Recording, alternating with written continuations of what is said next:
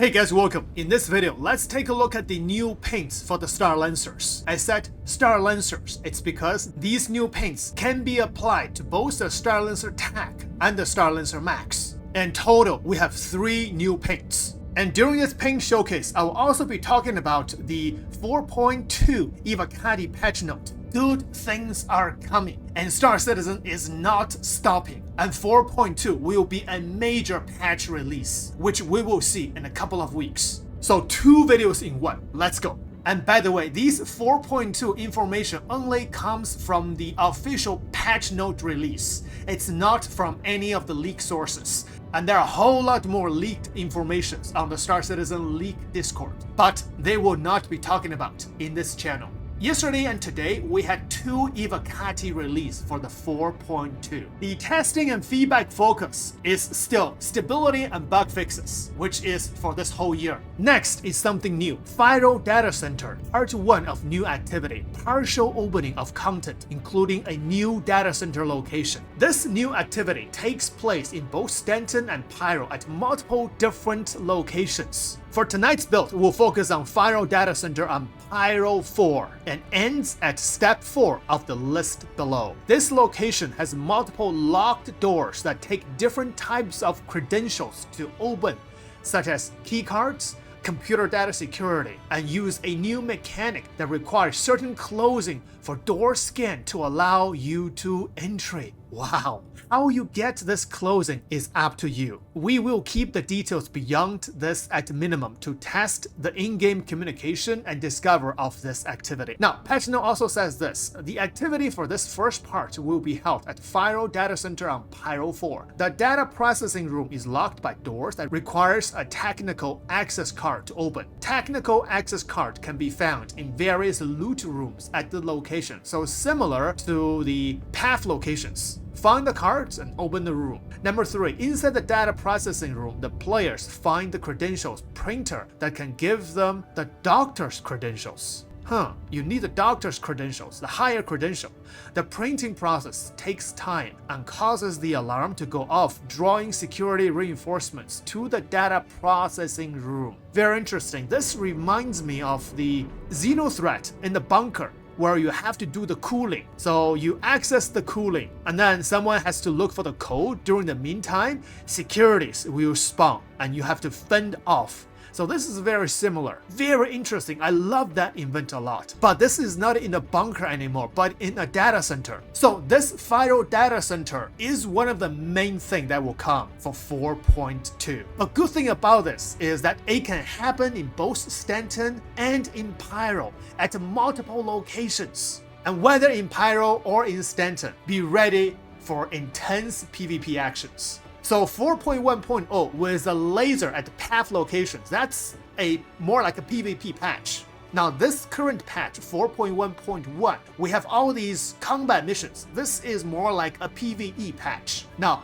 next patch, 4.2, because of this, it's possible that we'll shift our focus more on PvP as well. So be ready. Now, ships and vehicles, these are great news for the TAC as well as the Aegis owners. Greatly increase the Aegis series capacitor ammunition and turret rotation speeds while adding rotation, acceleration, and deceleration times. Yep, the current Aegis, when it's first released, the turret capacitor is really low. It's not up to the new buffed standards like the Hammerheads, the Carrack. So good to know that the Aegis is going to get buffed in the next patch. Greatly increased hangar door and ramp health on the Aegis, Polaris, and A90 jump. CIG did mention during the past Star Citizen that the capital ship will be balanced into a real capital ship, which means it's going to be difficult to breach the Aegis. Right now, the Aegis door has very low health.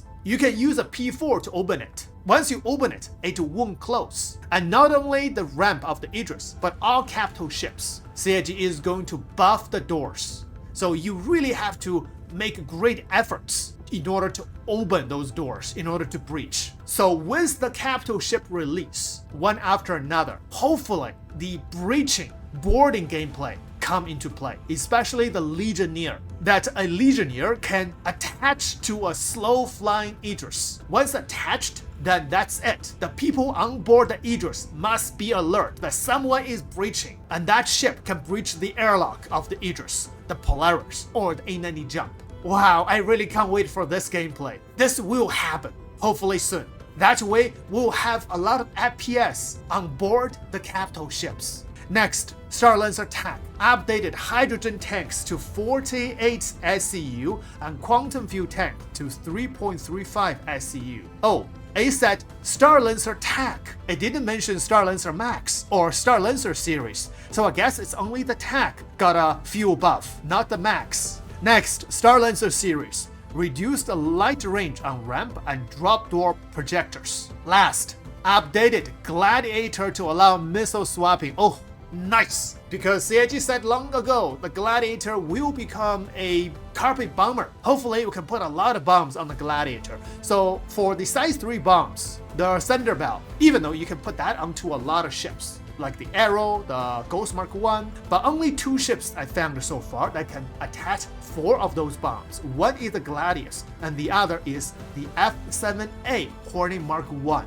and the rest of the ships can only put 2 bombs. So I hope the Gladiator can put maybe 8 bombs, 4 on each side. So 8 bombs, that's really good. And with torpedoes, wow.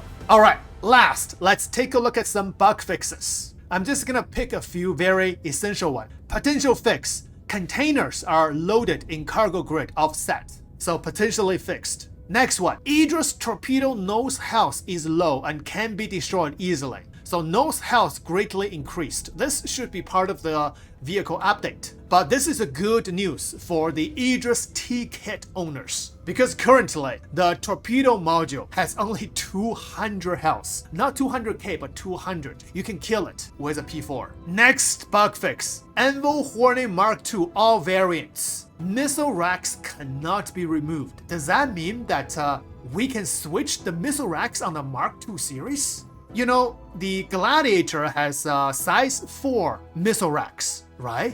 Maybe, possibly, the CIG is adding a size 4 bomb rack, which means for that, you can attach 2 size 3 bombs. Because right now, the size 3 bomb rack that we purchase with money or store credit can only attach 1 bomb. But next patch, hopefully, we can have a bomb rack that can attach 2 bombs. It makes sense, right? One on the left, one on the right, attached to the bomb rack. Oh, excited for that. If this is true, all your Hornet Mark II ships can also be turned into a little bomber. Next one is for the Aegis K kit owners. Aegis K laser does not deal damage unless pixel perfect aim and can sometimes not calculate damage at different angles, even when pip is on target. Now, these are the important potential bug fixes. However, I read all the bug fixes.